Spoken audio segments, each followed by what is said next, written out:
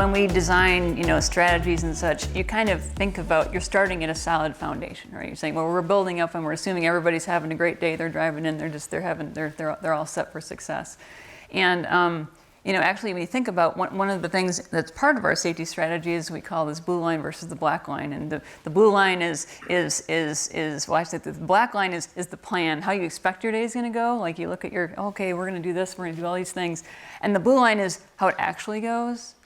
The black line is nice and straight, and the blue line is probably all over the place, right? Well, and you think about mental health, mental health dramatically impacts that blue line, that reality of how life is really going to go.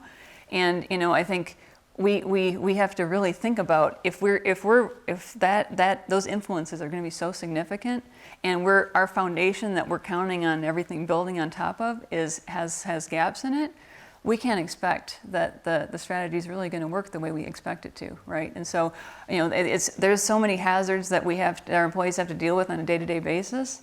And if we can have all the great controls in the world, but if your mind is on your sick parent, or your just the situation or relationship, or just what you're just dealing with overall, it's just we're not going to be nearly where we hope we would be.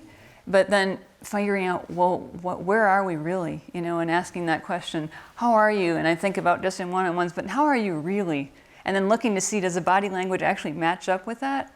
Because we spend so much of our time, right, with I call it our work family. The people that especially when you factor in overtime, we might be spending more time with our work family than we are with our real family, right? And it's a very unique environment where we really need to look out for those signs. You know what? Someone is they're not their same old self. And I think it's our duty, not just a nice thing to do, but our duty to look out for those signs. And it just doesn't have to be somebody that reports to you. It just be your coworker, the people that we're missing being with. That's all throughout COVID. And I think it's even tougher now because you don't get to see the body language because it's behind a mask. You can't see the smile because it's behind a mask. So many of these challenges. We're working remotely. We're not having that interaction that we crave so much. And I just think it's almost like asking for things that people might be struggling with mental health issues.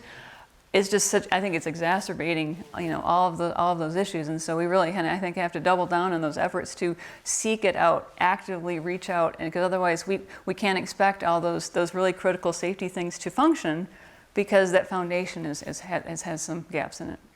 As you hit on, it's so much more important for our people at our facilities, because they get distracted.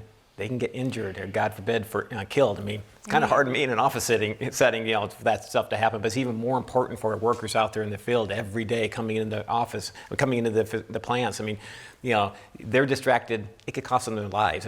So it's even I hate to say more important, but as important, if not more important, for them right. to seek out the help. And you see some troubles. You see a coworker having some issues, and please, because the consequences there can be a lot worse than they are here in Atlanta.